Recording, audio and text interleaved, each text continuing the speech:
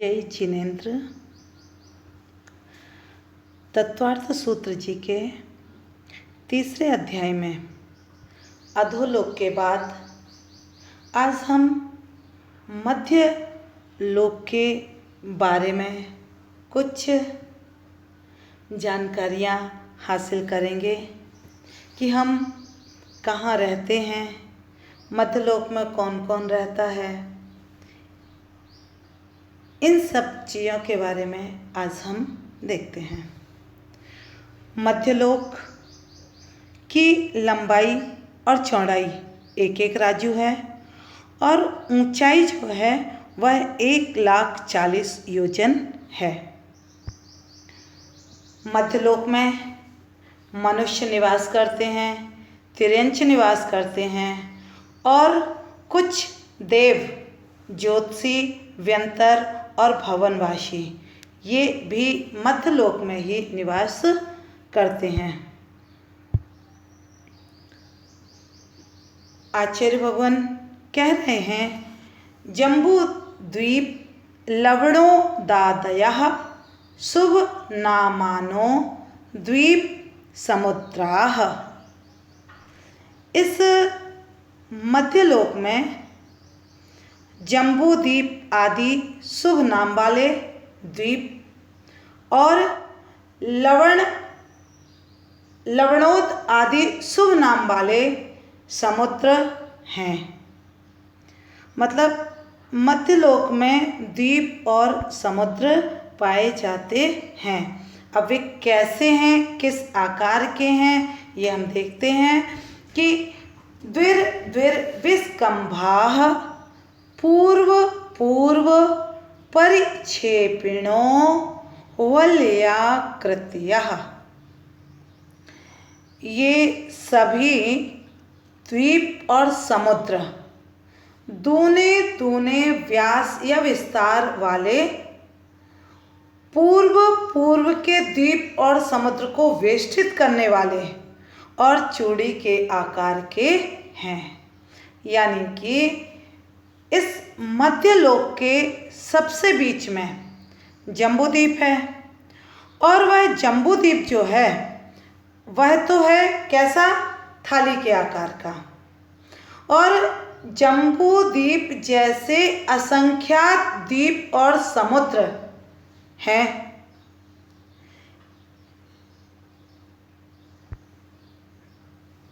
अंतिम द्वीप जो है वह स्वयंभू रमण द्वीप और स्वयंभू रमण समुद्र है।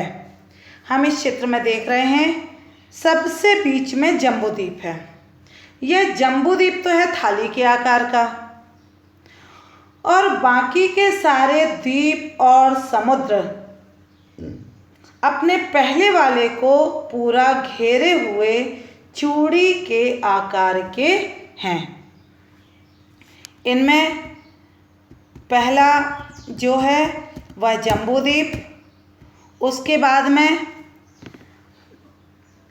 धातकी खंड द्वीप, इसके बाद पुष्करवर द्वीप और ऐसे असंख्यात द्वीप हैं। सबसे लास्ट में स्वयंभू रमण द्वीप है और ऐसे ही लवण समुद्र, उसके बाद कालोदधी समुद्र, ऐसे ऐसे असंख्यात समुद्रों के बाद में सबसे अंत में स्वयंभू रमण समुद्र है। ये समुद्र जो हैं, जैसे इनके नाम हैं, उनके पानी का स्वाद भी उसी के जैसा है। जैसे लवण यानी होता है नमक, खारा। जो खारा समुद्र है वह कौन सा है, लवण समुद्र है। इसके बाद वारुणी का मतलब होता है मदरा, शराब। तो वो मदरा के समान है उसका पानी का स्वाद। क्षीरवर समुद्र जो है उसका पानी का स्वाद जो है वह दूध के समान है। घृतवर का घी के समान है। और कालोदधी आदि जो है स्वयंभू रमण समुद्र तक, इन सब के कालोदधी, पुष्करवर और स्वयंभू रमण इनका जल के समान है और शेष समुद्र जो हैं वो इक्षु रस के समान स्वाद वाले हैं। आगे कहते हैं तन मध्ये मेरु नाभिर्वृत्तो योजन सत्सहस्र विस्कंभो जम्बू द्वीपः।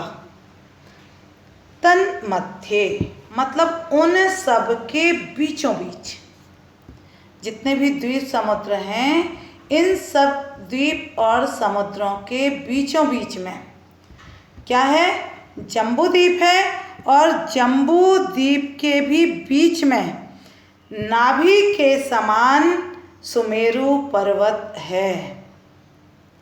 और यह जम्बू द्वीप जो है 1,00,000 योजन विस्तार वाला है। एक एक शब्द का अपन देख लें। तन मध्य उन सारे द्वीप और समुद्रों के बीच में 1,000 सत्सहस्र विस्कंभो 1,00,000 योजन विस्तार वाला जम्बू द्वीप है जो कि थाली की तरह गोल है और उसके बीच में एक सुमेरु पर्वत है, नाभि के समान सुमेरु पर्वत है। बीचों बीच में जो रेड कलर का दिख रहा है वह क्या है, सुमेरु पर्वत है। और ये पूरा क्या है, जम्बू द्वीप है, सूर्यमंडल के समान गोल। और इसका व्यास जो है वो 1,00,000 योजन है। अब हम आगे देखते हैं कि जम्बू द्वीप में क्या क्या है। जम्बू द्वीप में 7 क्षेत्र हैं, 6 पर्वत हैं। इन सब के नाम आगे आएंगे, सूत्र में ही आएंगे। 6 सरोवर हैं और 14 महानदियाँ हैं। जो सुमेरु पर्वत है उस सुमेरु पर्वत की जो ऊंचाई है वह 1,00,000 योजन 40 योजन मतलब 40 करोड़ मील इसकी ऊंचाई है। इसकी चूलिका जो है वह 40 योजन की है।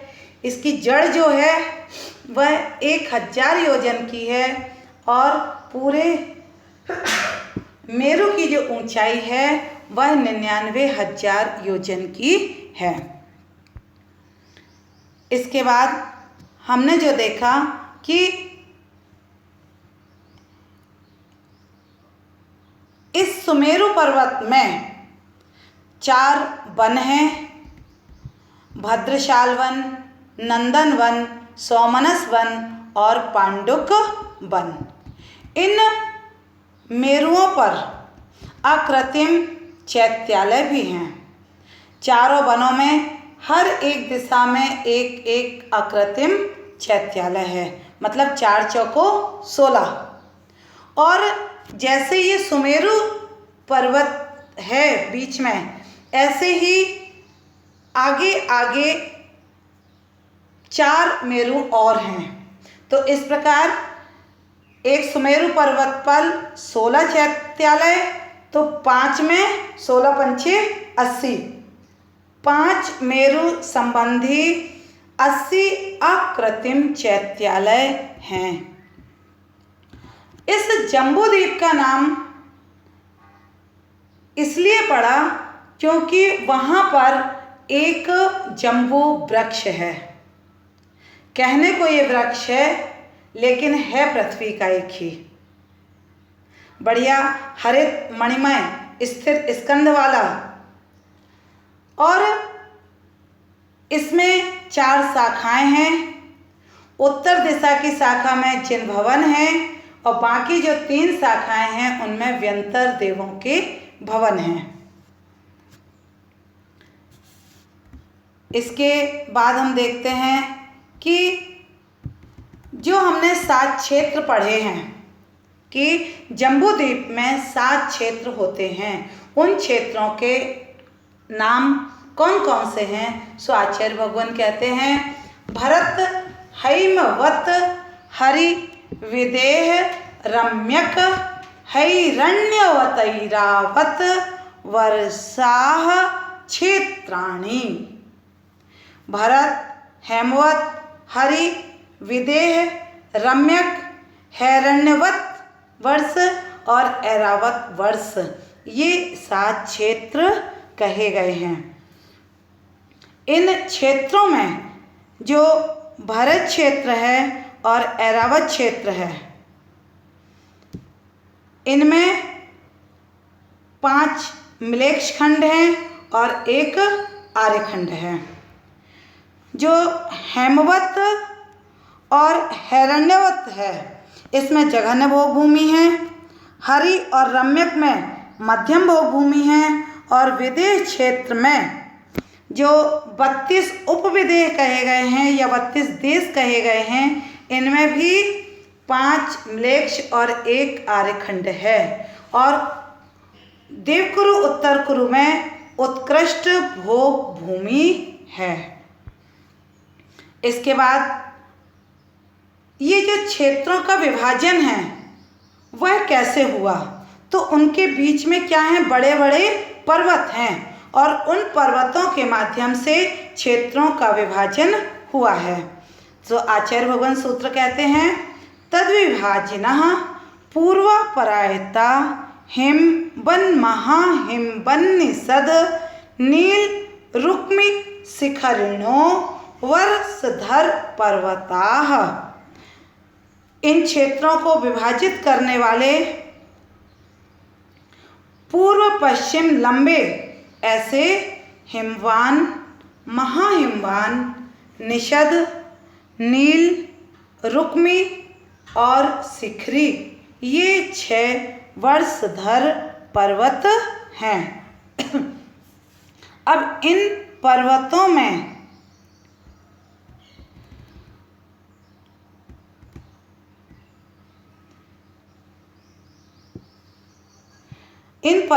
का रंग कैसा है, सो बताते हैं कि हेमार्जुन तपनीय वैडूर्य रजत हेम मयाह। इन 6 पर्वत क्रम से सोना, चांदी, तपाया हुआ सोना, वैडूर्यमणि, चांदी और सोना, इनके समान रंग वाले हैं। और इन पर्वतों में, इनके पर्वतों के पार्श्व में कहते हैं मणि विचित्र पार्श्वा उपरि मूले चतुल्य विस्ताराः। इनके पार्श्व भाग जो हैं, साइड जो हैं, वो मणियों से विचित्र हैं, मतलब मणियों से जड़े हुए हैं। और सामान्य रूप से जैसे हम देखते हैं कि पर्वत जो है वह नीचे चौड़ा होता है और ऊपर की ओर धीरे धीरे सकरा हो जाता है, लेकिन ये पर्वत जो हैं बिल्कुल दीवार के समान ऊपर, बीच में और नीचे समान विस्तार वाले हैं। ये आपको दीवार से जो खड़ी दिख रही है, ये पर्वत इस प्रकार के वहाँ पर हैं। आगे भरत क्षेत्र आदि का वर्णन हम अगले सूत्रों में करेंगे। जय जिनेंद्र।